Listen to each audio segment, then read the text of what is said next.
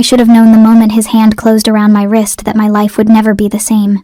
But I'm getting ahead of myself. It started with coffee scalding, expensive airport coffee that I'd been clutching like a lifeline after a 17-hour shift at Seattle General.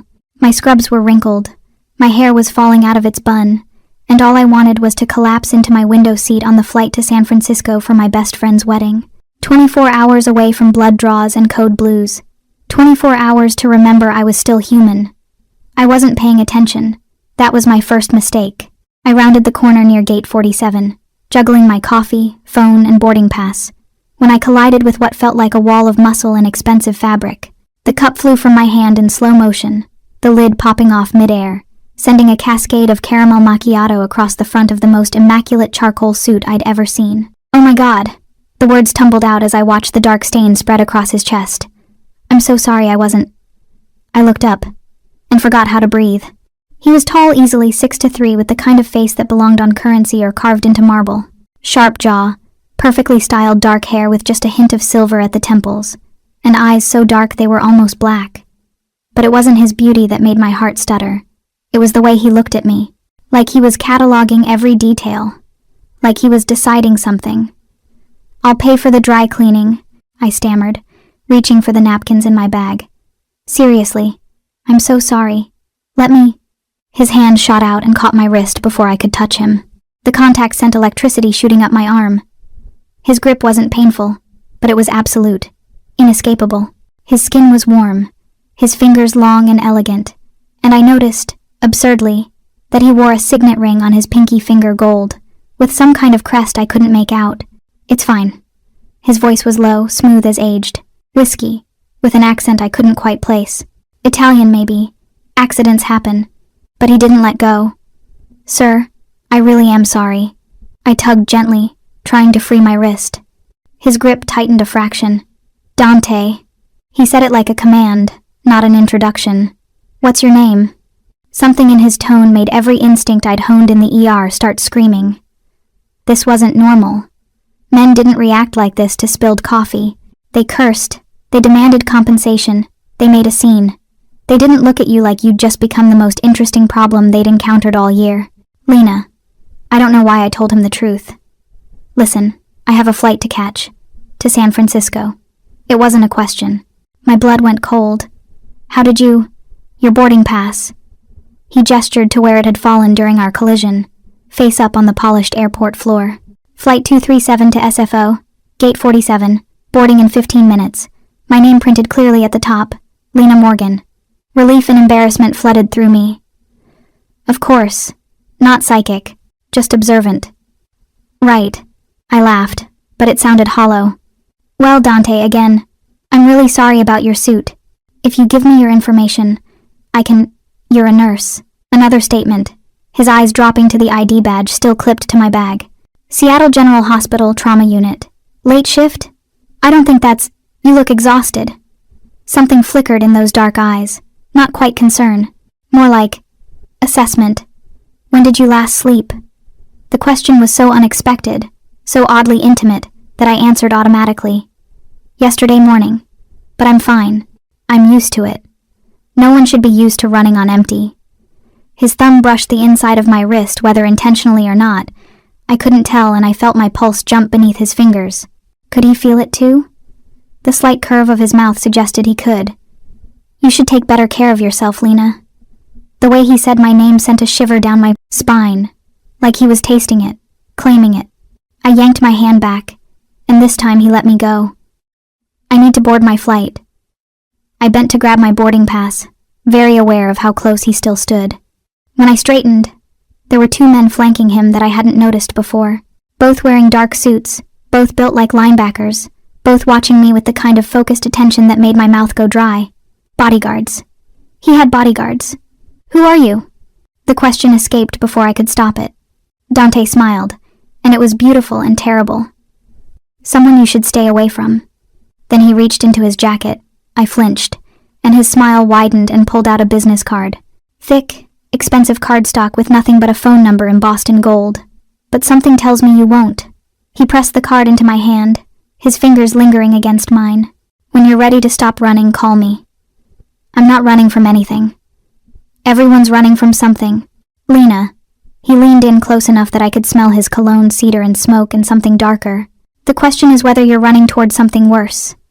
Final boarding call for Flight 237 to San Francisco, the intercom announced. I needed to move, to walk away, to forget this strange, unsettling encounter with a man who looked at me like he could see straight through to my bones. Instead, I stood frozen as Dante stepped back, his eyes never leaving mine. "Enjoy San Francisco," he said softly. "I'll be seeing you soon." It sounded like a promise, or a threat. I made it to my gate with 2 minutes to spare, my heart hammering against my ribs. As I handed over my boarding pass, I glanced back. Dante stood in the middle of the terminal, surrounded by his men, watching me. Even from this distance, I could feel the weight of his gaze. I should have thrown away his card. Instead, I slipped it into my pocket. That was my second mistake. I couldn't stop thinking about him. 3 days in, San Francisco, and Dante Salvatore. I'd Googled the name on his card during a moment of weakness, haunted me like a fever dream. The search results had been disturbing. Vague mentions in business articles. A blurred photo at a charity gala. Rumors on Reddit threads that disappeared as quickly as they appeared. Import-export, the legitimate sources claimed. But the whispers spoke of something else entirely. Something dangerous. I should have deleted his number. Should have convinced myself our encounter was nothing more than an awkward moment with an eccentric businessman who took his coffee stains too seriously. But I kept the card. And worse, I kept catching myself staring at it. Earth to Lena. My best friend Jessa waved a hand in front of my face, her wedding veil tilting precariously. "You've checked your phone like 6 times in the last 10 minutes. Is the hospital calling you back?" "No, sorry." I tucked my phone away and forced a smile, adjusting the strap of my bridesmaid dress. "Just distracted. You know me." "I do know you, which is why I'm worried." Jessa caught my hand, her expression softening. "You've seemed off since you got here. Are you sure you're okay?" I wanted to tell her. Wanted to describe the man at the airport who'd looked at me like I was something precious and terrifying all at once. But how could I explain what I didn't understand myself? "I'm fine," I lied. "Just tired. Now let's get you married before Marcus thinks you've changed your mind." The ceremony was beautiful, fairy lights strung through the garden of the boutique hotel, roses everywhere, Jessa radiant in ivory lace. I should have been present, should have been soaking in every moment of my best friend's happiness. Instead, I felt watched. It started during the vows. A prickling at the back of my neck, that primal instinct that tells you predator eyes are tracking your every movement. I glanced around the intimate gathering of 50 guests, searching for the source of my unease. Nothing. Just smiling faces and happy tears. I told myself I was being paranoid. That 36 straight hours of work before flying out had finally broken something in my brain. But during the reception, I felt it again. I was standing by the bar, nursing a glass of champagne I didn't really want, when I saw him, not Dante, one of his men, the shorter one with the scar through his eyebrow who'd been standing to Dante's left at the airport. He was across the garden, half hidden by a trellis covered in climbing jasmine, speaking into his phone. My blood turned to ice. This wasn't possible. This was a private wedding at a small hotel in Napa Valley. There was no way. He looked up. Our eyes met, and he smiled. I set down my glass with shaking hands and walked quickly toward the hotel, my heels clicking against the stone pathway. I needed to think, needed to figure out if I was losing my mind or if I was actually being followed by a man I'd spilled coffee on 3 days ago. The hotel lobby was mercifully empty.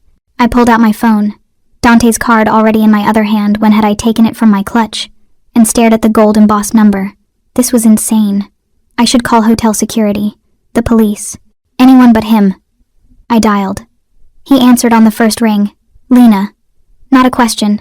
Like he'd been waiting for my call. Like he knew it was inevitable. "Why are you having me followed?" My voice was steadier than I felt.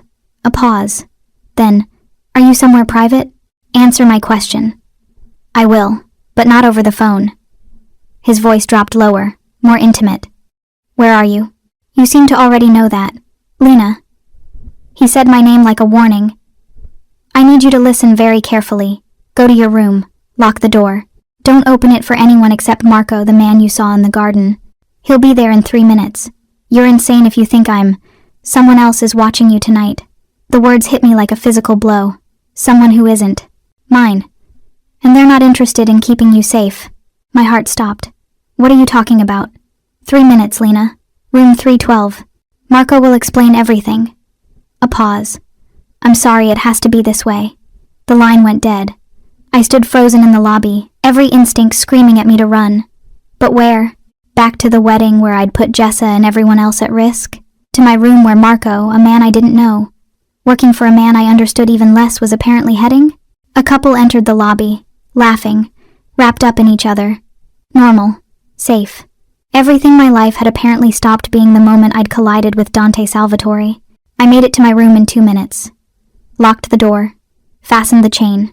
Then stood in the middle of the tastefully decorated space, my breath coming too fast, my mind racing through possibilities that all ended badly. The knock came exactly 60 seconds later. 3 sharp raps. Miss Morgan. My name is Marco Rossi. Mr. Salvatore sent me. I approached the door but didn't open it. How do I know you're really you spilled caramel macchiato on his Brioni suit at SeaTac Airport 3 days ago? You're wearing a dusty rose bridesmaid dress. Your friend Jessa is getting married in the garden, and you've checked your phone 43 times since the ceremony started. 43 times. He'd been watching me that closely. I opened the door. Marco looked exactly as I remembered, compact, muscular, professional, but up close, I could see the scar wasn't his only one. This was a man who'd seen violence, who'd probably dealt it. Mr. Salvatore wants you to know you're safe, he said, his accent thicker than Dante's. But we need to move you. Now. I'm not going anywhere until someone tells me what the hell is going on. There's a photographer at the wedding who isn't a photographer. Marco's eyes were steady, serious. He's been taking pictures of you specifically. He works for the Constantine family. The name meant nothing to me. So they're the kind of people who don't take pictures unless they're planning to use them as leverage. He glanced down the hallway, tense. Mr. Salvatore believes they've identified you as someone connected to him. But I'm not connected to him. I met him once for 30 seconds. That's 30 seconds more than most people get. Marco's expression was almost sympathetic. And in our world, Miss Morgan, that's enough. Our world. As if I'd somehow become part of it without ever agreeing to the terms. I'm calling the police. The police can't help you with this. He stepped closer, his voice dropping. But Dante can. He's already on his way. His plane lands in 40 minutes. Until then, I'm here to make sure nothing happens to you.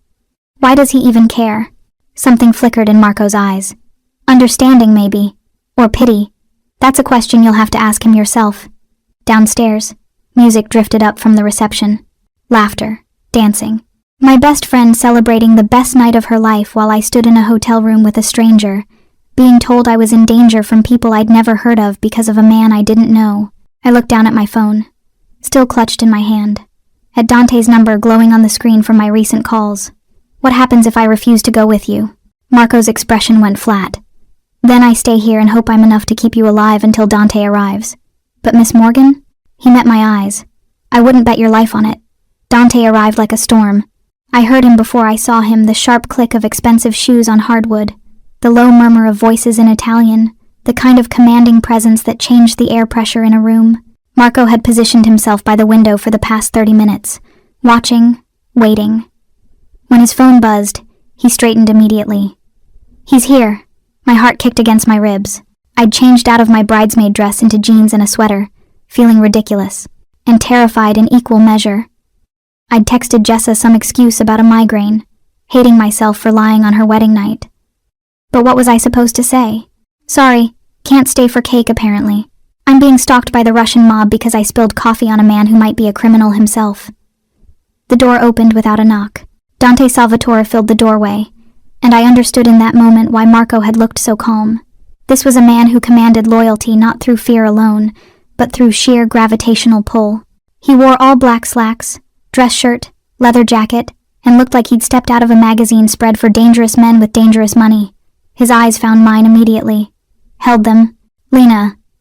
My name was relief and accusation all at once. You're all right. I'm confused and angry and possibly in shock, but sure, all right works. I crossed my arms, trying to hide how badly my hands were shaking. Want to tell me why my best friend's wedding just turned into a crime thriller? Marco, give us the room. Dante's voice was soft, but Marco moved instantly, slipping out and closing the door behind him. We were alone. The silence stretched between us, heavy with things unsaid.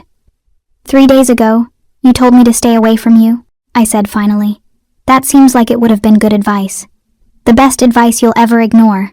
He moved further into the room, and I was struck again by how he moved graceful, controlled, like a predator who never forgot what he was. I didn't intend for any of this to happen. What exactly is this? Because from where I'm standing, it looks like you've dragged me into something that I want no part of. I know. He stopped a few feet away, close enough that I could see the tension in his jaw, the shadows under his eyes that suggested he hadn't slept. And I'm sorry, but we're past the point of good intentions. Try explaining anyway. Dante was quiet for a moment, his gaze drifting to the window where the wedding reception continued below.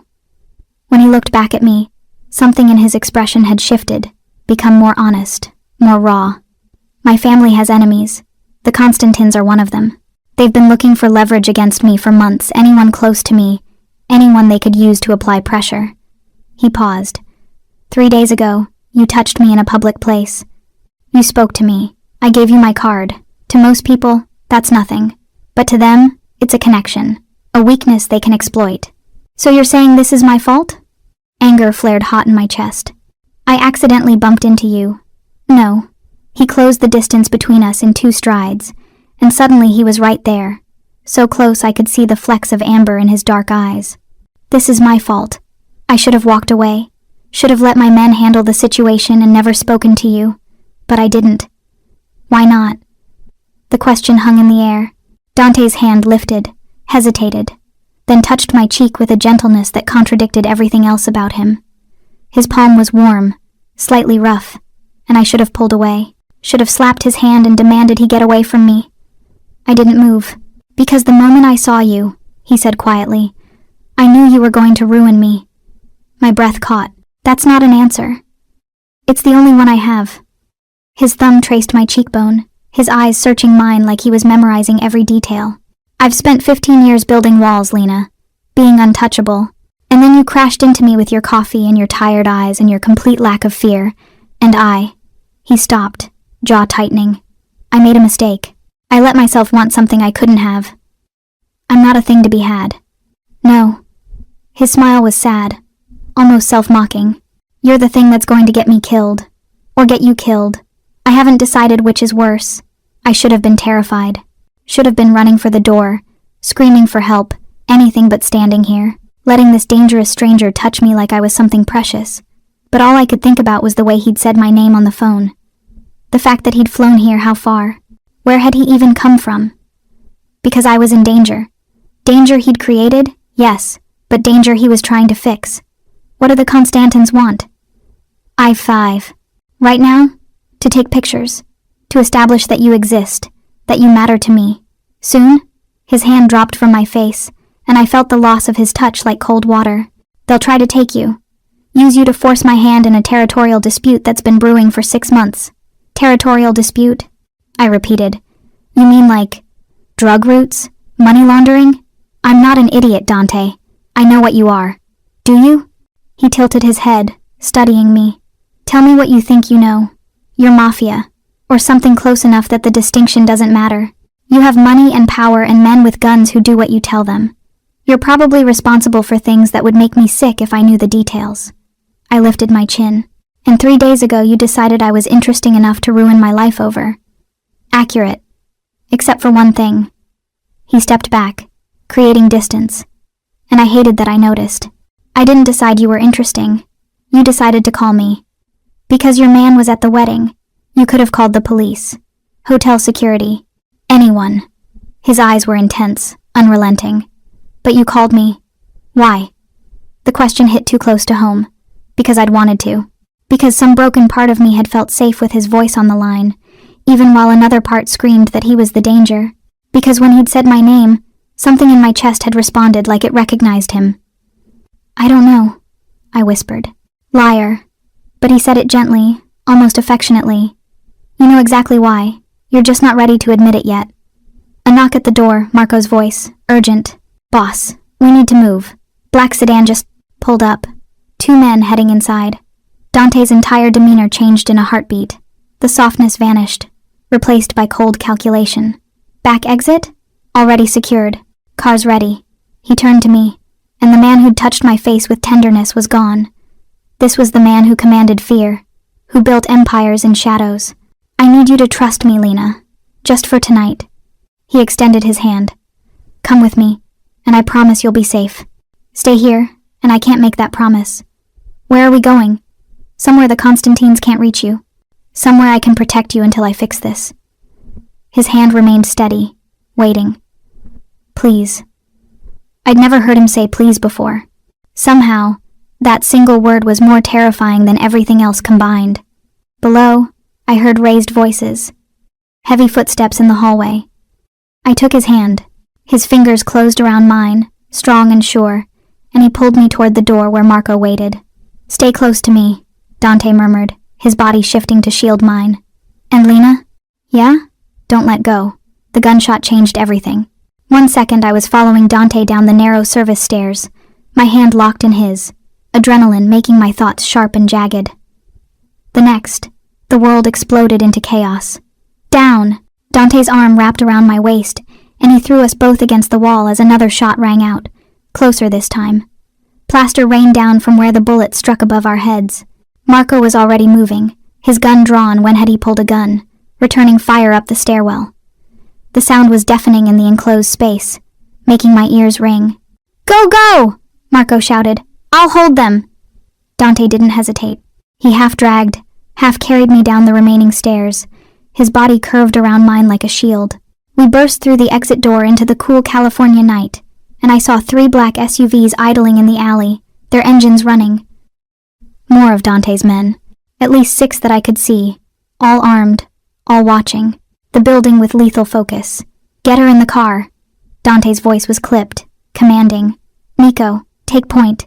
Alessandro, stay with Marco. No one gets past this door. Boss, you should. One of the men started. I gave you an order. They moved instantly. I was shepherded toward the middle SUV, hands guiding me but never rough, always careful, professional, like they'd done this 1,000 times before. Dante slid in beside me, and the door hadn't even closed before the driver hit the gas. We peeled out of the alley, tires screaming, just as I heard more gunshots behind us. Marco, I started. We'll be fine. Dante's hand found mine in the darkness, squeezed once. He's the best I have. My whole body was shaking. I couldn't seem to stop it. There were people in that hotel. Jess's wedding. They won't hurt civilians. It's bad for business. His voice was matter of fact, but I heard the tension underneath. They wanted you. Only you. This is insane. I laughed, but it came out broken. 2 hours ago I was drinking champagne and watching my best friend dance with her husband. Now I'm in a car chase with the Mafia. Not a chase. We lost them 3 turns ago. Dante leaned forward, speaking to the driver in rapid Italian. The man nodded, adjusted course. We're going to my property north of the city. It's secure. Your property. I pulled my hand from his, needing the distance, needing to think. How many properties do you have? Enough. He studied me in the dim light from passing street lamps. You're in shock. You think? My voice cracked. People were shooting at us, Dante. Shooting. At a wedding. I know. Something in his expression softened. I know. And I'm sorry. This shouldn't have happened. I should have. He stopped, jaw clenching. I should have stayed away from you. But you didn't. No, I didn't. He reached for me again, more hesitant this time, and when I didn't pull away, he drew me closer. Come here. I should have resisted. Should have maintained the distance, the anger, the fear. But my body was still trembling, my mind still reeling, and when Dante pulled me against his chest, I let him. His arms came around me, solid and warm, one hand cradling the back of my head. Breathe, he murmured into my hair. Just breathe. You're safe now. Safe.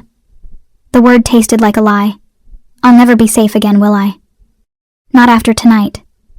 His silence was answer enough. We drove for what felt like hours, but was probably only 40 minutes. The city lights gave way to darkness, then to the sprawling hills of wine country. Finally, we turned onto a private road, passing through gates that opened automatically, climbing higher until we reached a house that looked more like a fortress, stone and glass and steel, perched on a hillside with views that would be breathtaking in daylight. Floodlights illuminated the property, and I counted at least 8 more men patrolling the grounds. "How many people work for you?" I asked as Dante helped me from the SUV. "Enough to keep you safe." He kept his hand on the small of my back, guiding me toward the entrance. "Come, you need rest." Inside was all dark wood and leather furniture, expensive and masculine and surprisingly tasteful.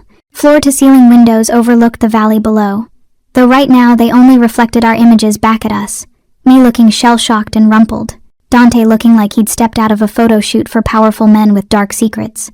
"The guest suite is upstairs," he said. "First door on the right. There's a bathroom, clothes that should fit you. How do you have clothes that fit me?" The question came out sharper than I intended. His mouth quirked.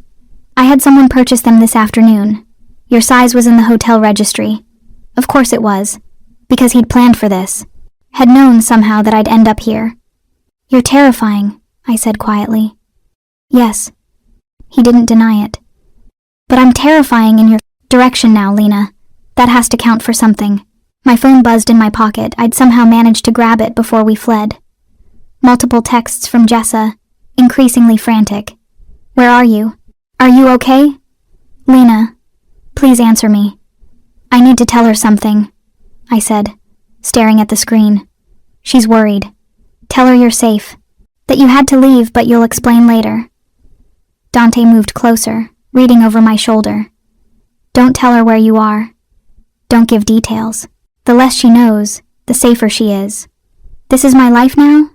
I looked up at him. "Lying to everyone I care about? Hiding in your fortress while men with guns walk circles around the property? For now." His hand came up, thumb brushing away a tear I hadn't realized had fallen. "Until I end this." "How?" "By making it very clear that you're under my protection. That touching you means war." His eyes were dark, intense. "The Constantines think they can use you as leverage. I'm going to show them that was the last mistake they'll ever make." The violence in his voice should have terrified me. Should have sent me running for the door, screaming. Instead, I felt something else. Something that made my pulse quicken and my skin flush. Safety. For the first time since the shooting started, I felt genuinely safe.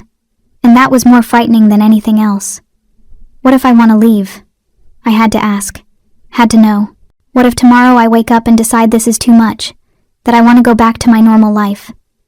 Dante's expression didn't change, but something flickered in his eyes. Pain, maybe, or resignation. "Then I'll let you go." He said it like a vow. "I'll station men to watch over you from a distance, make sure the Constantines know you're still protected, and I'll let you walk away. I won't hold you here against your will, Lena. You're not a prisoner." "Then what am I?" He leaned in, close enough that I could feel his breath against my lips, close enough that I could see the exact moment. His control started to slip. "You're the first thing I've wanted for myself in 15 years, he whispered. "And the only thing I can't let myself have." Then he stepped back, creating distance, his mask sliding back into place. "Get some rest. We'll talk more in the morning when you've had time to process." He turned toward the door. "If you need anything, press the button by the bed. Someone will come immediately." "Dante." He paused, looked back. "Why me?" The question I'd been holding finally escaped. Out of everyone in that airport, everyone you could have. Why me? For a long moment, he just looked at me.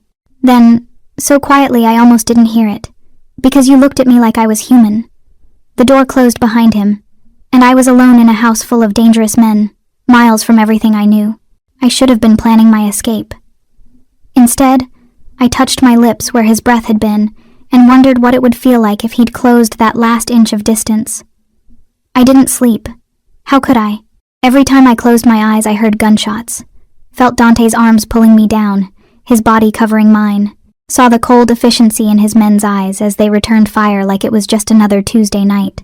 By the time dawn broke over the valley, painting the sky in shades of gold and amber, I'd worn a path in the plush carpet of the guest suite. The clothes Dante had mentioned were in the closet designer labels, all in my size, from jeans to dresses to silk pajamas. I couldn't bring myself to put on. Someone had studied me, measured me with their eyes, known exactly what would fit. The thought made my skin crawl, and something else I didn't want to examine. I showered in the massive marble bathroom, trying to wash away the surreal horror of the previous night. It didn't work. When I looked in the mirror, I barely recognized myself. My eyes were too wide, my face too pale. I looked haunted. I looked like someone who belonged in Dante's world. A soft knock at the door made me jump. "Miss Morgan?" A woman's voice, accented but gentle. "May I come in?" I wrapped myself tighter in the towel. "Who are you?" "My name is Sophia. Mr. Salvatore asked me to check on you. I've brought breakfast." I opened the door to find a woman in her 50s, with kind eyes and gray-streaked dark hair, carrying a tray laden with coffee, pastries, and fresh fruit. She didn't look like she belonged in a criminal's fortress. She looked like someone's grandmother. "I'm not hungry," I said automatically. "You will be." She moved past me with practiced efficiency, setting the tray on the small table by the window. "Mr. Salvatore said you didn't eat last night. You need your strength." "Is that what he said?" I couldn't keep the bitterness from my voice. "And I'm sure Mr. Salvatore always gets what he wants." Sophia's expression softened with something like sympathy. "Not always, dear. Not with the things that matter most." She poured coffee into a delicate china cup. "He's been awake all night, you know, making calls, making sure you're protected." "Making sure his investment is protected, you mean?" "No." Her voice was firm. "Making sure you are protected. There's a difference." She gestured to the chair. "Please, sit. Talk with an old woman for a moment." I didn't want to. Didn't want to humanize this place, these people, this impossible situation. But Sophia's eyes were warm, and I was so desperately alone, and before I knew it, I was sitting down, accepting the coffee she offered. "How long have you worked for him?" I asked. 20 years, since he was barely more than a boy." She settled into the opposite chair. "I knew his mother. God rest her soul." "What was he like, before all this?" Sophia was quiet for a moment, her fingers tracing the rim of her own coffee cup. "Angry, brilliant, trying so hard to survive in a world that wanted to break him." She met my eyes. "He's still that boy, in some ways, still trying to protect the few things he allows himself to care about. I barely know him, and yet, here you are." It wasn't accusation, just observation. "He doesn't bring people here, Miss Morgan. This house is his sanctuary, his fortress. In 15 years, you're the first person he's brought through these doors who isn't family or business." The weight of that statement settled over me like a blanket. "I don't understand why. Don't you?" Sophia smiled softly. "You're an intelligent woman. I think you understand perfectly. You're just afraid of what it means." Before I could respond, my phone buzzed. Multiple notifications flooding in now that we were out of the dead zone of the drive. Messages from Jessa. 3 missed calls from Seattle General asking about my shift coverage. Emails about bills and appointments and all the mundane details of a life that felt like it belonged to someone else now. And one text from an unknown number. "We know where you are. Tell Salvatore the girl isn't worth a war." The blood drained from my face. Sophia saw it, was at my side immediately. "What is it?" I showed her the screen with shaking hands. She read it, her expression hardening into something that reminded me she worked for a dangerous man. Because she was dangerous too. "I'll get Dante." She was already moving toward the door. No, but she was gone. He appeared less than a minute later, and I realized he must have been close. Must have been waiting. He was dressed differently than last night, dark slacks and a white dress shirt with the sleeves rolled up, revealing forearms corded with muscle and marked with scars. His hair was slightly mussed, like he'd been running his hands through it. He looked tired and lethal and somehow more human than I'd seen him yet. His eyes went straight to my phone, still clutched in my hand. "Show me." I handed it over silently, watched his jaw clench as he read the message, something dark and violent flickering across his face. "How did they get this number?" I asked. "I just changed. It's 6 months ago. It's not public. They have resources." He was already typing something on his own phone. "Marco, I need a trace on this number. Now." A pause. "I don't care if it's scrambled. Find out where it originated and who made the purchase." He hung up, focused back on me. "They're trying to scare you. It's working. I know." He moved closer, and I saw the exhaustion in the lines around his eyes, the tension in his shoulders. But they made a mistake. What mistake? They showed their hand too early. This message tells me they don't have eyes on the property they're guessing based on logic. And the fact that they're trying to negotiate means they're not as confident as they want us to believe. His hand came up, hesitated, then settled on my shoulder. The touch was warm, grounding. They're afraid of me, Lena, as they should be. What did you do last night? I wasn't sure I wanted to know, but I had to ask. After you left me. His eyes held mine, and he didn't look away. Didn't soften the truth. I reminded them why people don't take things that belong to me. I don't belong to you. No. His thumb traced small circles on my shoulder. The gesture intimate and possessive. But they don't know that. And as long as they believe you do, as long as they believe I'll burn their entire organization to the ground for touching you. He leaned closer, his voice dropping. Then you're safe. So let them believe it, Lena. Let them think you're mine. And what do you believe? The question hung between us, loaded with implications I wasn't ready to face. Dante's hand slid from my shoulder to my neck, his fingers spanning my throat, not threatening, but claiming, marking territory. His thumb rested against my pulse point, and I knew he could feel how my heart raced. I believe, he said quietly, that I've made a lot of calculated decisions in my life. Strategic moves, smart plays. His eyes searched mine. And then I met you. And for the first time in 15 years, I did something phenomenally stupid. What? I let myself hope. The words hit me like a physical blow. There was something raw in his voice. Something vulnerable that he was letting me see. This was the boy Sophia had mentioned. The one who'd fought to survive. The one who'd built walls so high nothing could reach him. Until now. Dante, I started, but I didn't know how to finish. Didn't know what I was asking for or offering or even feeling beyond the confusion and fear and the dangerous, undeniable pull toward this man who should terrify me. His phone rang, shattering the moment. He checked the screen, something shifting in his expression. I need to take this. Stay here. Don't leave the house. He started toward the door, then paused. And Lena, delete that message. Block the number. Don't engage with them in any way. What if they send more? He looked back at me, and the man I saw was the one who commanded empires, the one who made people disappear, the one who'd apparently set fires in my name. They won't.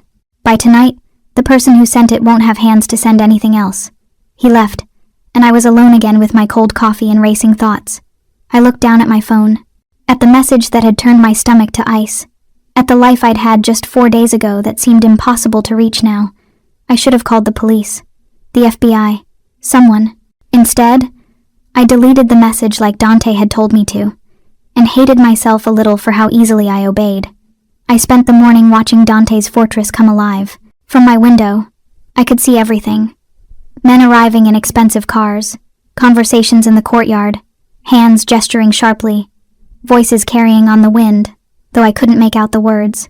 The energy shifted, became tighter, more focused, more dangerous. Sophia brought lunch soup and bread I couldn't eat and tried to make small talk, but her eyes kept drifting to the window, to whatever was happening below, and I knew. This was it. The war Dante had promised. Because of me. By afternoon, I couldn't stand it anymore. I pulled on jeans and a simple black sweater from the closet, trying not to think about how perfectly they fit, and left the suite. No one stopped me as I descended the stairs. The guards I passed nodded respectfully but said nothing, like they'd been told to let me move freely, or like they'd been told I was already one of them. I found Dante in what looked like a study, all dark wood and leather, walls lined with books in Italian and English, a massive desk covered in papers and laptops. But it was the people in the room that made me stop in the doorway. 6 men, all dressed like Dante, all carrying themselves with the same lethal grace, and 1 woman, stunning in a way that made my chest tighten with something that felt uncomfortably like jealousy. Dark hair, dark eyes, a red dress that probably cost more than my monthly rent. They all turned when I entered.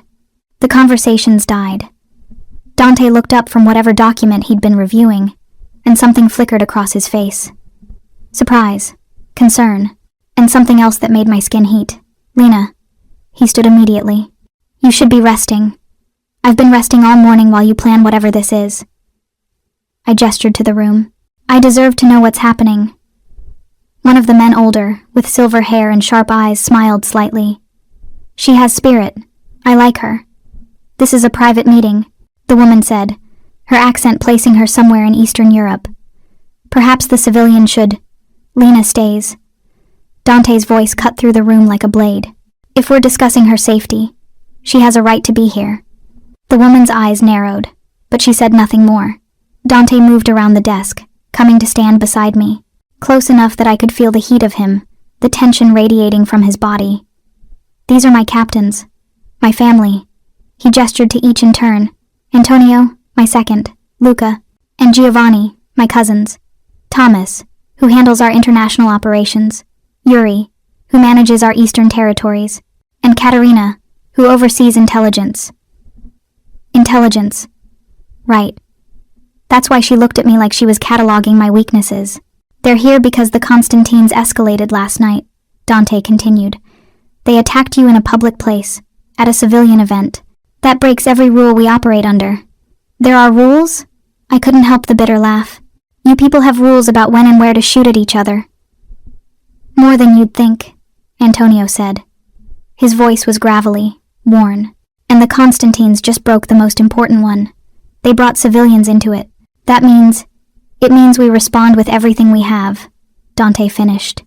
His hand found the small of my back, a gesture that was becoming familiar. Grounding. It means we make an example. An example.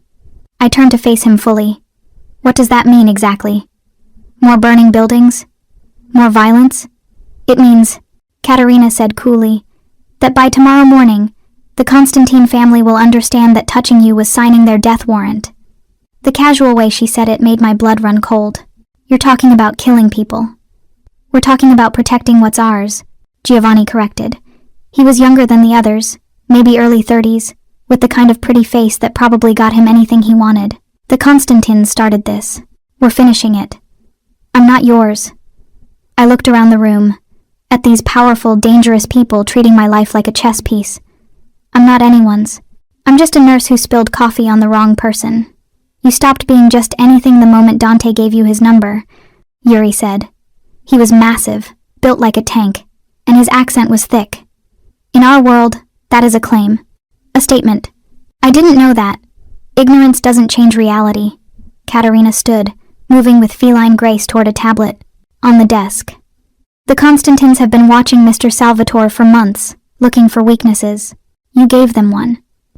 She pulled up a series of photos me at the airport, at the wedding, entering the hotel. All taken from a distance with a telephoto lens. They have teams tracking your movements, Miss Morgan. They know your schedule at the hospital, where you buy coffee, which gym you no longer attend because of your hours. My stomach turned over. How long have they been watching me? Since the airport. Dante's voice was tight with barely controlled rage. They had someone there, coincidentally. Saw our interaction, and decided to investigate. By the time I realized they'd identified you, they already had a full dossier. Show her the rest, Antonio said quietly. No, Dante started. She deserves to know what she's in the middle of. Katerina swiped to another image and my breath caught. It was my apartment building in Seattle, my car in the parking lot, a photo of my mailbox with my name clearly visible. They've been to my home? My voice came out smaller than I intended. Not inside. But yes, they've surveilled the location. Katerina's expression was unreadable. They also pulled your financial records, medical history, and compiled a list of everyone you've contacted in the past 6 months. Your friend Jessa is on that list. So is your mother in Portland. The room tilted. I reached for the desk, needing something solid. My mother is fine. I have men watching her. Dante's hands were on my arms, steadying me. She's safe, Lena. I made sure of it the moment I realized the Constantines were interested in you. When? When did you realize? He looked away, jaw clenching. 2 days ago. 2 days. I pushed away from him, anger flooding through the fear. You've known for 2 days that these people were following me, investigating me, threatening my family, and you didn't tell me? I was trying to handle it quietly. To remove the threat before you. Needed to know the details. That wasn't your choice to make. No. His eyes met mine, fierce and unapologetic. But I made it anyway, because the alternative was watching you panic, watching you try to run, and then watching them take you before I could stop it. You're so certain you can stop it. Stop them. I gestured wildly at the papers, the photos, the evidence of how thoroughly I'd been violated. But you can't even stop them from taking pictures of my mother's house. Actually, Thomas interjected, his voice mild. We can. And we did. The photographer who took that image is currently in a hospital in Spokane with both hands broken. He won't be taking pictures of anyone else. The casual violence in his tone made me want to vomit. This is insane, I whispered. This whole thing is insane. Yes. Dante moved closer again, and this time I didn't back away. It is, and I'm sorry you're in the middle of it. But we're past apologies now, past the point where I can just send you home with a couple of guards and hope for the best. His hand cupped my face, tilting it up so I had to meet his eyes.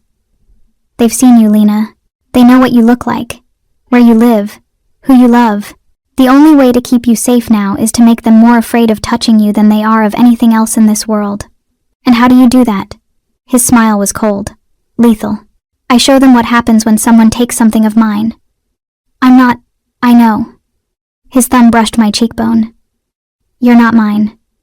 You've made that very clear, but they don't know that, and as long as they believe you are, as long as they believe I'd set the world on fire to keep you safe. He leaned in close, his breath warm against my ear. Then you get to keep breathing. A phone rang Antonio's. He answered, listened, then looked at Dante. It's done. All 6 targets confirmed. Good. Dante straightened, his hand dropping from my face. When he looked at his captains, he was all business. Again. Cold. Controlled. Spread the word. Anyone who looks at her wrong, anyone who even thinks about using her for leverage, ends up like the Constantins. No exceptions. No mercy. Understood, boss. They filed out one by one, until only Dante and I remained. 6 targets, I said quietly. What does that mean?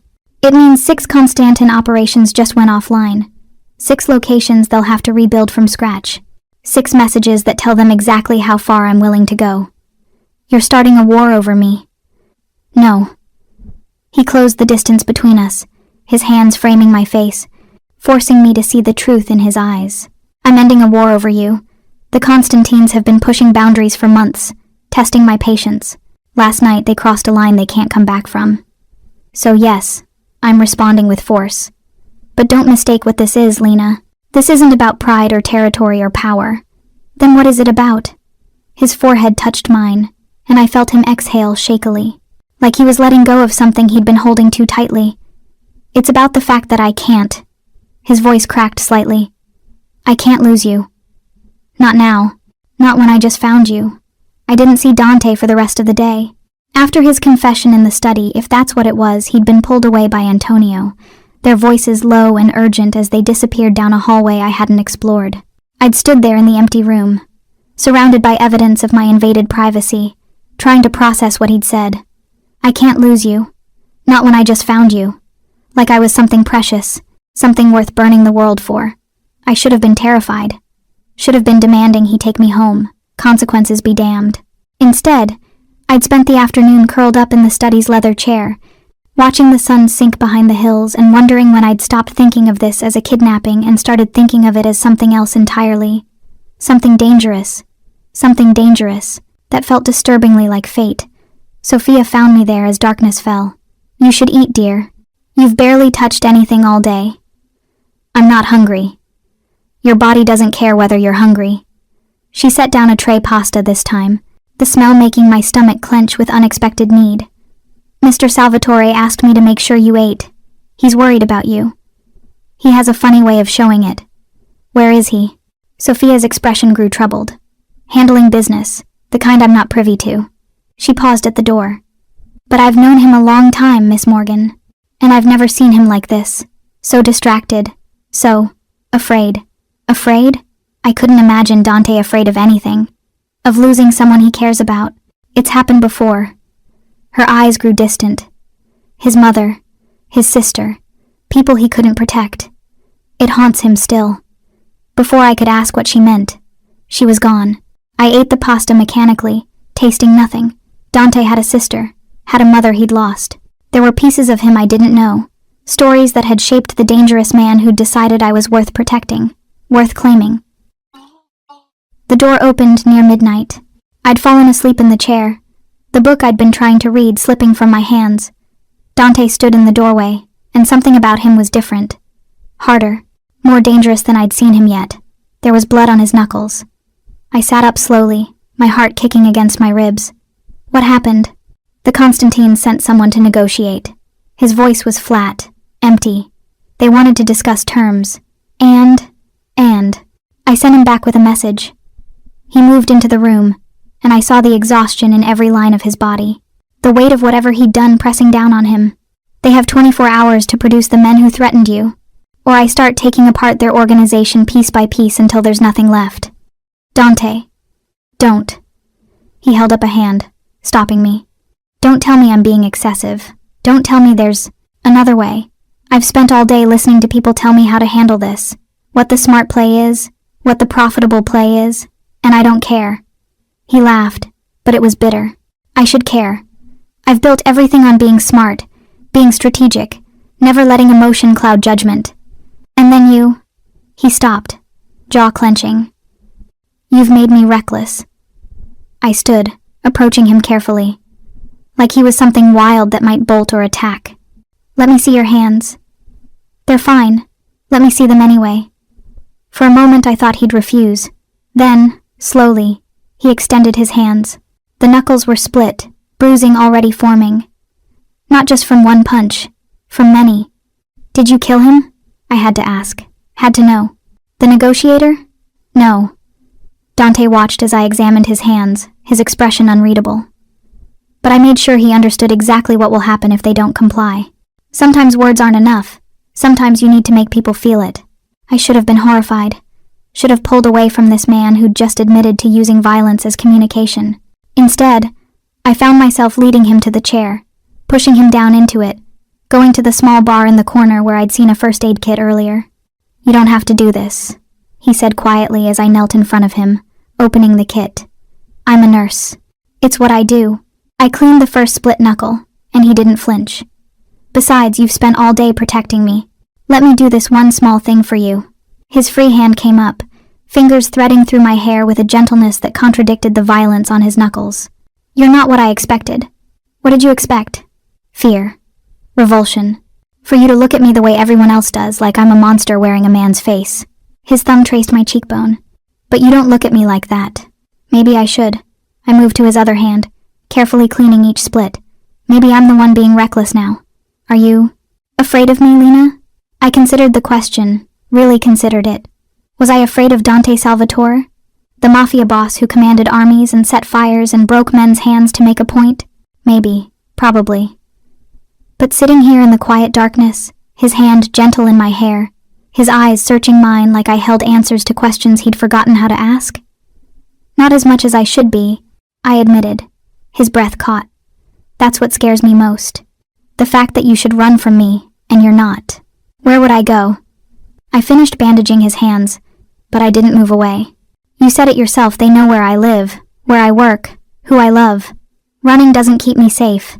It just makes me an easier target. So you're staying because it's logical. Strategic. I'm staying because... I looked up, met his eyes fully. Because when you told me you couldn't lose me, I realized I didn't want you to. The words hung between us. More intimate than any touch. More dangerous than any confession. Dante's hand tightened in my hair, and I saw the war happening behind his eyes. Want versus control. Desire versus the knowledge that touching me would only make this worse. You don't know what you're saying, he said roughly. Don't I? I rose on my knees, bringing us eye to eye. I've spent 4 days in your world, Dante. I've seen what you are, what you're capable of. And I'm still here, still choosing to stay. That has to mean something. It means you're traumatized. Stockholm Syndrome. Adrenaline making you feel things that aren't real. I kissed him. It was reckless and stupid and probably the worst decision I'd ever made, but I couldn't stand another second of him trying to convince me I didn't know my own mind. My lips met his, and for one frozen moment, he didn't move, didn't breathe. Then his control shattered. His bandaged hands cupped my face and he kissed me back with a hunger that stole my breath. It wasn't gentle, wasn't sweet. It was consuming, desperate, like he was trying to memorize the taste of me before I disappeared. He pulled me up into his lap, and I went willingly, my fingers tangling in his hair as his mouth moved against mine. Lena. He breathed against my lips. Warning and prayer all at once. If we do this, if I touch you, there's no going back. I won't be able to let you go. Then, don't. I kissed him again, softer this time. Don't let me go. His forehead pressed against mine, his breathing ragged. You'll regret this. When the danger passes, when you can think clearly, you'll realize you never wanted this. Never wanted me. Stop telling me what I want. I pulled back enough to see his face, to make sure he understood. I'm not some delicate thing that needs protecting from itself. I'm choosing this. Choosing you. And yes, maybe it's crazy, and maybe I'll regret it tomorrow. But right now, in this moment, I'm exactly where I want to be. Something in his expression cracked, the last of his resistance crumbling. You're going to destroy me, he whispered. You know that? Good. I traced his jaw, felt the muscle jump under my fingers. Maybe we'll destroy each other. He kissed me again, and this time there was no hesitation, no holding back. His hands slid down my sides, mapped my body like he was learning every curve, every response. I'd been kissed before. I wasn't naive, but never like this. Never like I was oxygen and he was drowning. A sharp knock at the door shattered the moment. Boss, Antonio's voice, urgent. They're here. The Constantines. All of them. Dante's hands stilled on my waist. His eyes met mine, and I saw everything shift. The man I'd been kissing disappeared, replaced by the cold strategist who commanded empires. How many? His voice was steady, controlled, like the past 5 minutes hadn't happened. 30 vehicles, maybe 200 men. They're at the gates requesting an audience. Requesting. Dante's smile was sharp. How polite of them. He stood, lifting me with him, then gently setting me on my feet. His thumb brushed my swollen lips. Stay here. Don't come out no matter what you hear. Dante, please, Lena. I need to know you're safe while I handle this. Can you give me that? I wanted to argue, to demand I be part of whatever was about to happen. But I saw the fear beneath his control, the genuine terror that something would happen to me. Okay, I whispered. But you come back to me. Promise. He kissed me once more, quick and fierce. I promise. Then he was gone, Antonio at his side, and I was alone with my racing heart and the taste of him still on my lips. Outside, I heard engines, voices, the careful choreography of dangerous men meeting on neutral ground, and I knew that whatever happened in the next hour would change everything. I lasted exactly 7 minutes before I broke my promise. 7 minutes of pacing the study, listening to the muffled sounds of engines and voices filtering through the walls. 7 minutes of imagining every worst-case scenario gunfire, Dante bleeding out in the driveway, the Constantines breaking through and finding me defenseless. 7 minutes before I realized that hiding while Dante faced 200 men wasn't keeping me safe. It was just keeping me ignorant. I moved quietly down the hallway, following the sound of voices. The house was nearly empty. All of Dante's men were outside, a show of force to match the Constantines. Only Sophia remained, and she was nowhere to be seen. The front entrance had massive windows flanking the door. I pressed myself against the wall beside one, carefully peering out into the floodlit courtyard. What I saw stole my breath. It looked like a scene from a movie. 2 armies facing each other across the circular driveway. Dante's men in black, disciplined and still, weapons visible but not raised, and the Constantines in various dark suits, spreading out in a loose semicircle, their body language aggressive, threatening. But it was the men in the center that held my attention. Dante stood with Antonio and 4 others I recognized from the meeting. He looked calm, almost bored, his bandaged hands clasped behind his back. Facing him was an older man, 60s maybe, silver hair slicked back, expensive suit that couldn't hide the predator beneath. Victor Constantine. Had to be. I cracked the window open just enough to hear.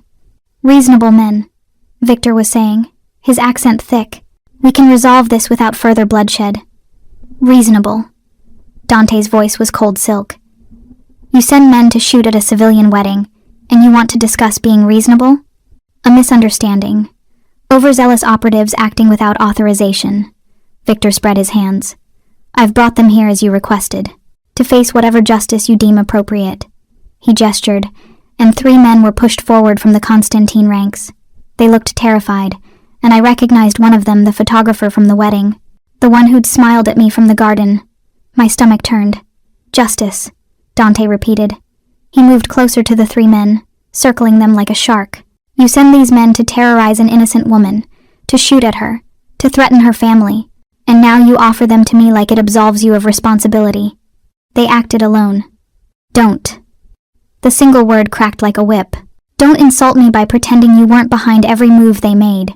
You gave the order to surveil her. You gave the order to compile the dossier.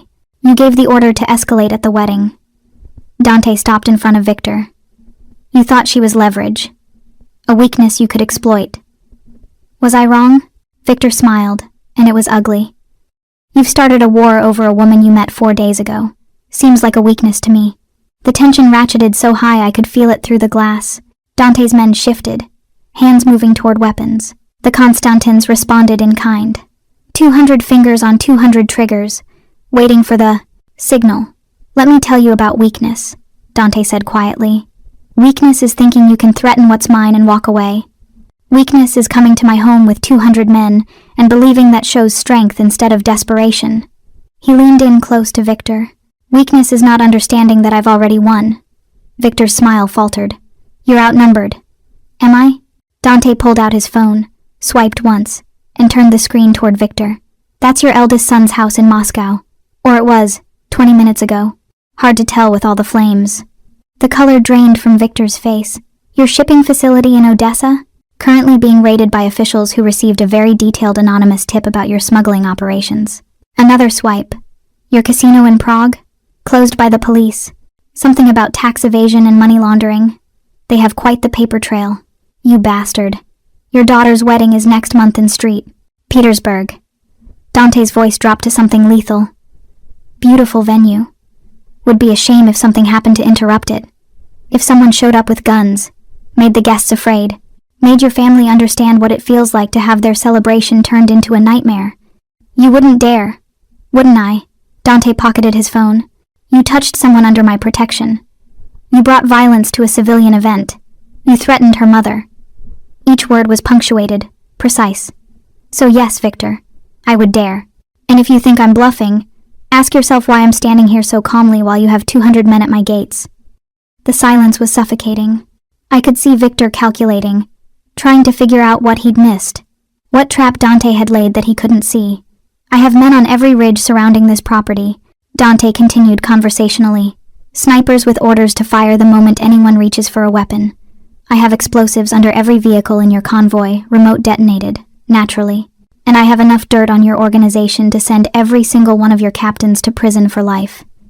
He smiled, and it was terrifying. So you see, Victor, you're not here to negotiate. You're here to surrender. I won't, you will. Dante's voice cut through the protest. You will give me the names of everyone involved in the surveillance of Lena Morgan. You will compensate me for the inconvenience, and you will personally guarantee that no Constantine will ever look in her direction again. And if I refuse, then 200 men die tonight, including you. Your son's house keeps burning, your empire crumbles, and your daughter's wedding becomes a funeral. Dante stepped back.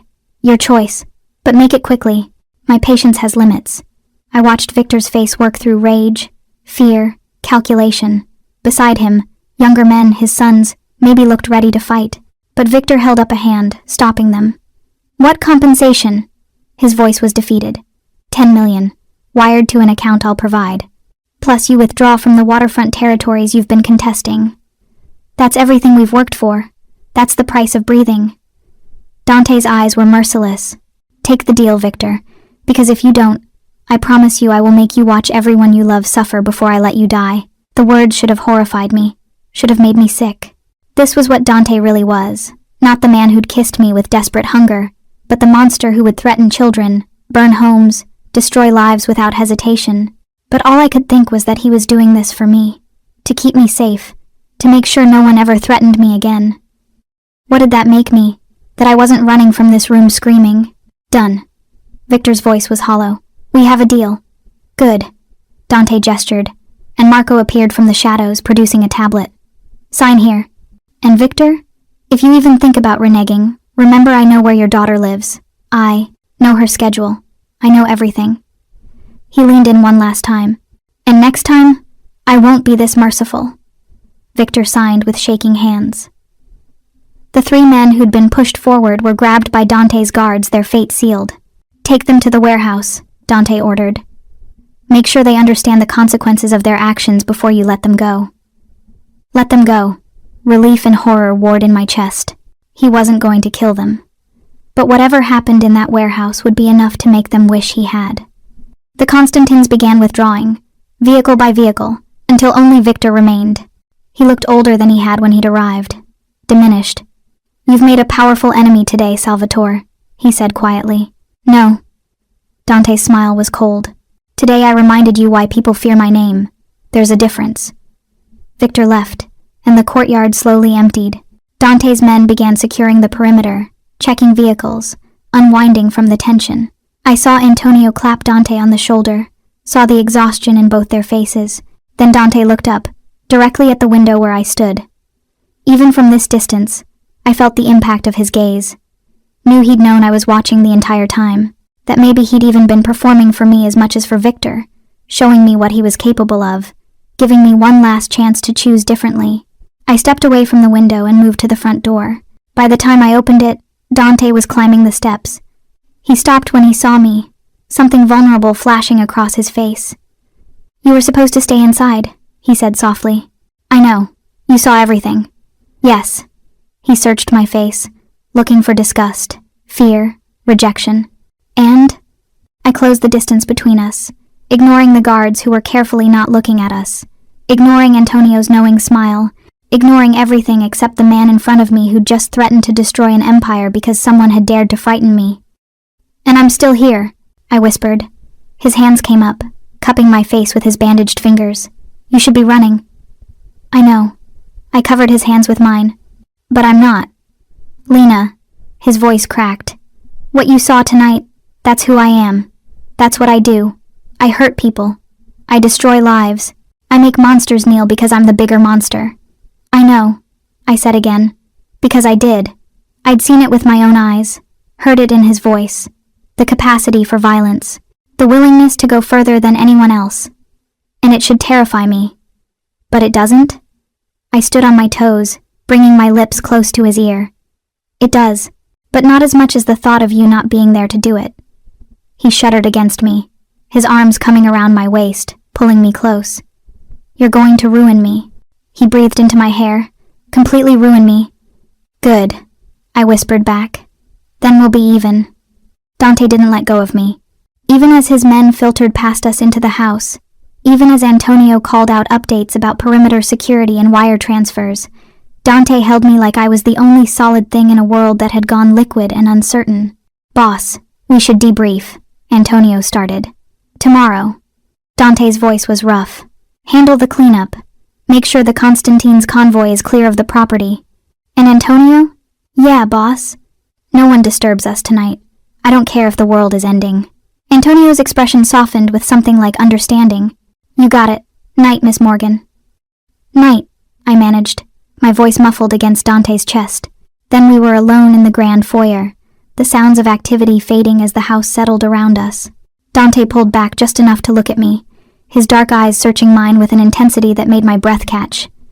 "I need to ask you something," he said quietly, "and I need you to answer honestly." "Okay." "Are you staying because you're afraid to leave? Because you think if you try to walk away, I'll stop you?" His hands framed my face with devastating gentleness. "Because, Lena, if that's what this is, if you're only here because you feel trapped, I'll have Marco drive you anywhere you want to go. Tonight. No questions asked." My heart twisted at the vulnerability in his voice. This man who'd just faced down 200 armed men without flinching was terrified of my answer. "You really think that's why I'm here?" I asked softly. "After everything I just saw, everything you just did, you think I'm too afraid to tell you no? I think you're traumatized and exhausted and you've been through more in 4 days than most people experience in a lifetime." His thumb traced my lower lip. "I think your judgment might be compromised. And I think if I take advantage of that, if I keep you here when you're not thinking clearly, I'll never forgive myself." "Dante, I mean it." His voice was fierce. "You deserve better than this. Better than me. You deserve someone who doesn't have blood on his hands, who doesn't solve problems with violence, who can give you a normal life." He leaned his forehead against mine. You deserve someone good. And what if I don't want good? The words came out before I could stop them, raw and honest. What if I want you? His breath hitched. You don't know what you're saying. Stop. I pulled back, forcing him to meet my eyes. Stop telling me what I feel. Stop trying to protect me from my own choices. I'm a 30-year-old woman, not a child. I know what I saw tonight. I know what you are. I took his bandaged hands in mine, and I'm choosing this anyway. Why? The question was agonized. Why would you choose this? Choose me? Because I stopped, trying to find words for something I barely understood myself. Because when you look at me, I feel seen. Really seen. In a way I haven't felt in years. Because you flew across the state when I was in danger. Because you threatened to destroy an empire to keep me safe. Because when you kiss me, I feel like I'm finally awake, after spending my whole life half asleep. Lena, I'm not done. My grip tightened on his hands. You want to know the truth? Yes, you terrify me. Yes, I should probably run as far and fast as I can. But I spent the last 3 years putting everyone else first, working double shifts, taking care of patients, being the responsible one, the reliable one, the one who never asks for anything. My voice cracked. And then you crashed into my life and made me feel something, made me want something. And maybe it's selfish, maybe it's stupid, but I don't want to go back to being numb. Even if staying means danger, even if it means choosing the monster. The silence stretched between us, heavy and fragile. Then Dante's control finally, completely shattered. He kissed me like he was drowning and I was air, like I was the answer to questions he'd been asking his entire life. His hand slid into my hair, tilting my head back as he deepened the kiss, and I melted into him, giving him everything. You're not choosing a monster, he breathed against my lips between kisses. You're choosing a man who will burn the world to keep you safe, who will kill anyone who tries to hurt you, who will worship you like the miracle you are, Dante. His name was a plea, a prayer. Let me take care of you. He lifted me effortlessly, my legs wrapping around his waist as he carried me toward the stairs. Let me show you what it means to be mine. I thought I wasn't yours, I gasped, as his mouth found my throat, teeth grazing sensitive skin. You are now. He kicked open a door his bedroom, I realized distantly, massive and masculine, all dark wood and floor-to-ceiling windows overlooking the valley. The moment you told Victor Constantine's army that you were staying, you became mine, and I'm never letting you go. He laid me on the bed with a reverence that contradicted the hunger in his eyes. For a moment, he just looked at me, drinking in every detail like he was memorizing this moment. Last chance, he said quietly. After this, there's no going back. You'll be marked as mine, protected by my name, but also targeted by my enemies. Your normal life ends tonight. I reached up, pulling him down to me. I don't want normal. I want you. Something in his expression broke. You have me, he whispered, his voice raw with emotion. You've had me since the moment you spilled coffee on my suit and looked up at me with those defiant eyes. I was lost then. I'm lost now. Then be lost with me. He kissed me again, softer this time but no less intense. His hands mapped my body with careful precision, like he was learning every curve, every response. When he pulled back to remove his shirt, I saw the scars that marked his torso, evidence of a violent life, of battles fought and survived. Still want this? He asked, watching me take in the physical proof of what he was. I sat up, tracing one particularly nasty scar across his ribs. Tell me how you got this one. Knife fight. I was 19. Stupid and reckless and trying to prove I was strong enough to lead. His hand covered mine. The man who gave it to me is dead now. And this one? I touched another, higher, near his shoulder. Gunshot. 3 years ago. Rival family thought they could take me out at a charity gala. His smile was grim. They were wrong. I leaned forward, pressing my lips to the scar, felt him shudder beneath my touch. And this one? Lena. My name was a warning. If you keep doing that, I won't be able to go slow. Then don't go slow. I looked up at him through my lashes. I'm not fragile. I won't break. No. He cupped my face, his expression fierce. You won't break. But I will if I hurt you, so let me do this right. His thumb brushed my lips. Let me savor you. And he did. He worshipped every inch of me with hands and mouth and words whispered in Italian that I didn't understand but felt in my bones. He was patient and tender and completely focused on my pleasure, like nothing else in the world existed except this moment, this connection. When we finally came together, it felt like something fundamental shifting into place, like two broken pieces finding each other and discovering they fit perfectly. "Mine," he breathed against my ear as we moved together. "You're mine now, Lena. Say it." "Yours," I gasped, my fingers digging into his shoulders. "I'm yours. And I'm yours." He kissed me deeply, swallowing my moan. "For as long as you'll have me. For as long as I'm breathing." Later, wrapped in his arms with the moonlight spilling across the bed, I traced patterns on his chest and tried to process what I'd just done. I'd given myself to a man who commanded an empire built on violence, who'd threatened children to make a point, who'd promised to destroy anyone who tried to hurt me. I should have felt guilt, should have felt like I'd betrayed every principle I'd ever held. Instead, I felt safe, cherished, like I'd finally found the place I was meant to be.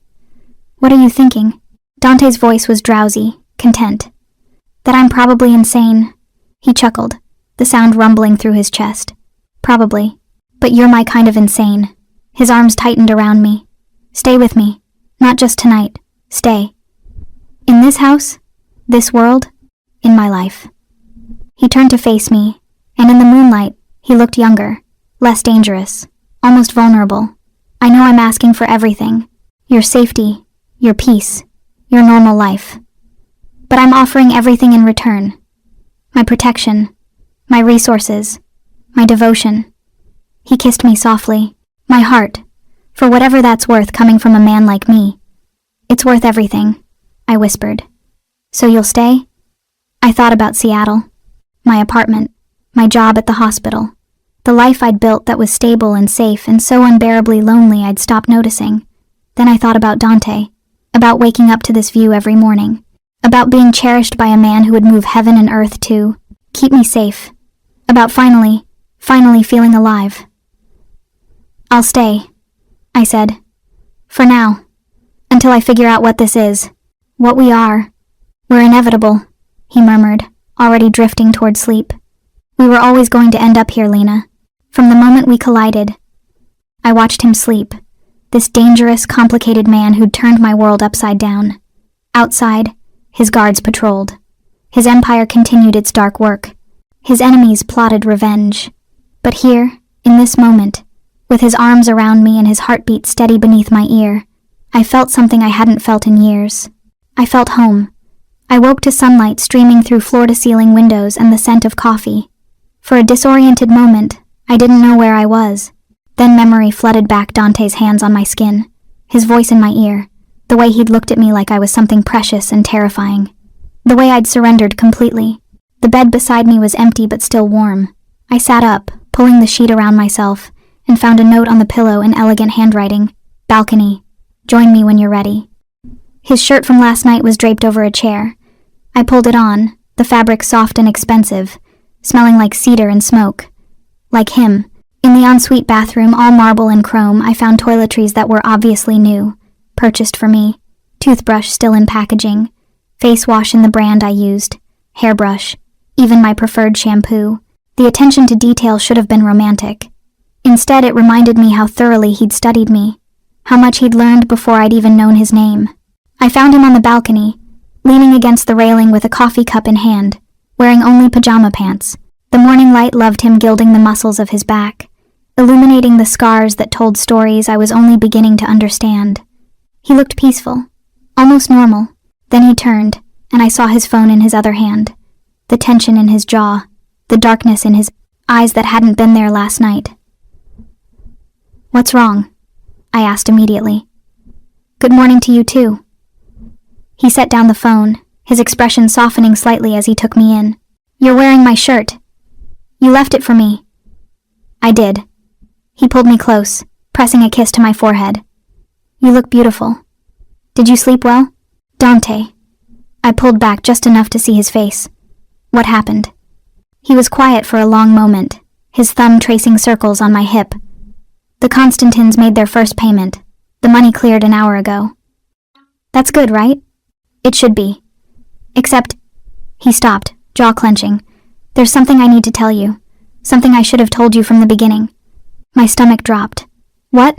He led me to the wrought iron table where breakfast was laid out: fruit, pastries, coffee. But neither of us sat. Instead, Dante leaned against the railing, putting distance between us, preparing for impact. Do you remember when I said I didn't intend for any of this to happen? He asked quietly. That I didn't plan for the Constantines to target you? Yes, that was true. But it wasn't the whole truth. He met my eyes, and I saw guilt there. Raw and aching. I knew who you were before the airport, Lena, before you spilled coffee on me. The world tilted. What?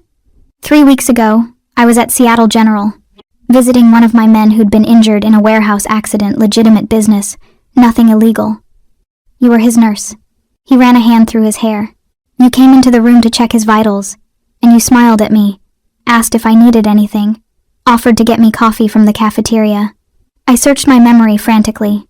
3 weeks ago, the graveyard shift, a patient with a broken leg and internal injuries. I'd met so many people, so many faces blurring together in the exhaustion of back-to-back shifts. I don't remember, I whispered. I know. Why would you? I was just another visitor in a suit, another face in the endless rotation of your shifts. His smile was bitter. But I remembered you.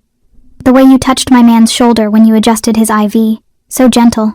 The way you explained his medications in terms he could understand. The way you treated him like he mattered, even though he was just another patient to you. Dante. I looked you up that night, had my people compile a basic profile, nothing invasive, just the public information. Where you worked, where you lived, that you were flying to San Francisco for your friend's wedding. He straightened, facing me fully, and I went to the airport that morning knowing you'd be there, knowing which flight you'd be on, knowing which gate. You planned it. The words felt like broken glass in my throat. The coffee, the collision, all of it. Not the collision. That really was an accident. You were running late, distracted, and we crashed into each other. His eyes pleaded for understanding. But yes, I was there, hoping to see you, to talk to you, to find out if the connection I'd felt in that hospital room was real, or just my imagination. I backed away from him, my mind reeling. You stalked me. You researched me, followed me, engineered a meeting. Yes, he didn't try to sugarcoat it. I did, and I know how that sounds. I know what it makes me. A creep, a stalker, someone who violates people's privacy and lies about it. My voice was rising, anger and betrayal burning through the shock. You let me think it was fate, random chance. You let me believe that I was worth the risk. His voice was quiet, that what we had was real, not manufactured. Lena, it is real. My actions at the airport might have been calculated, but everything after that, every word, every touch, every promise, that was genuine. How am I supposed to believe anything you say now? Tears burned my eyes. You've been lying to me from the beginning. I haven't lied. I've withheld information, and I'm sorry for that. He took a step toward me, but I told you the truth about everything else, about the danger, about what I am, about how I feel about you. Which is what? Obsession? Some twisted need to own something you decided you wanted? I laughed, but it came out broken. God, I'm so stupid. I actually thought... I stopped, pressing my hands to my face. I thought you saw me, that I was special, but I was just a target, wasn't I? Something you decided to acquire. No. His hands gripped my shoulders, forcing me to look at him.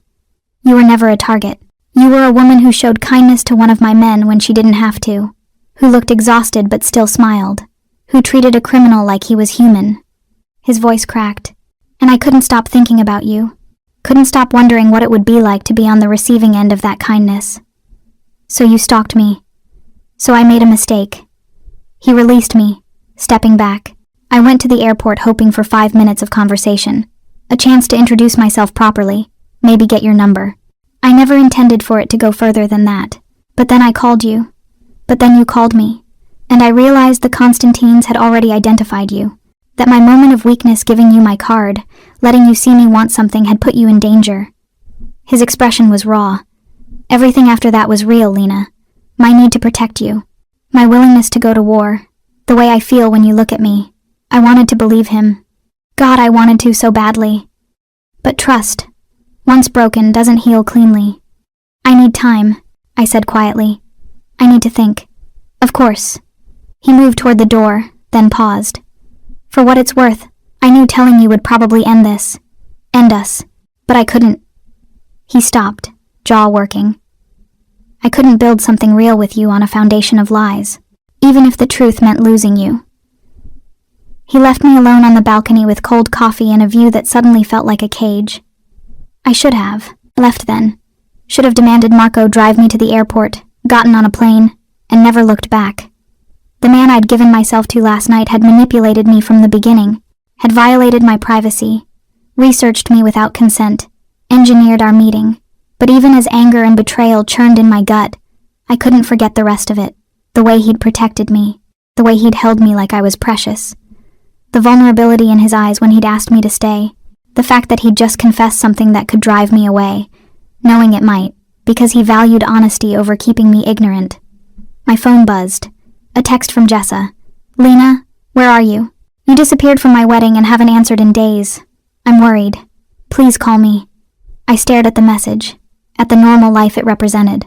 Jessa would be horrified if she knew where I was, what I'd done, who I'd given myself to. But she'd also never felt what I'd felt last night, never experienced the intensity of being completely seen, completely wanted, completely claimed. Sophia appeared in the doorway with fresh coffee. He told you, didn't he? About the hospital. You knew? I guessed. I've never seen him like that, distracted, almost hopeful. It scared me, honestly. She set down the coffee. For what it's worth, dear, he really does care about you, more than is probably wise for a man in his position. He stalked me, Sophia. That's not caring. That's obsession. Maybe. She settled into the chair across from me. Or maybe it's what happens when a man who's forgotten how to feel anything suddenly feels everything. She paused. Did he tell you about his sister? No. You mentioned her before, but... Isabella. She died 6 years ago. Car accident, they said. But it wasn't an accident. Sophia's eyes were distant, pained. A rival family targeted her because of Dante. Ran her off the road. She was 23, an artist, so full of life. She looked at me. He blamed himself, said if he hadn't been who he was, she'd still be alive. So he stopped caring about anything except the business. Stopped letting anyone close. Stopped being anything except the cold, calculating man everyone expected. My throat tightened. Until you showed him kindness when you had no reason to. Until you looked at him like he was human. Sophia reached across the table, squeezing my hand. I'm not excusing what he did, but I'm explaining it. Sometimes broken people do broken things when they're trying to feel whole again. She left, and I was alone with my coffee and my thoughts and the weight of decisions I wasn't qualified to make. Inside, I heard Dante on the phone.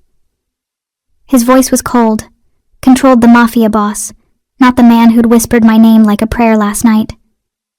I had a choice to make, walk away from this dangerous, complicated man who'd lied by omission, or stay and see if what we'd built on a flawed foundation could still become something real. My phone buzzed again. This time, an unknown number. He's not what you think he is. Ask him about the ledger. Ask him what he really wants from you. A friend. My blood ran cold. Someone else was watching. Someone else was playing games. And I was caught in the middle of something I was only beginning to understand.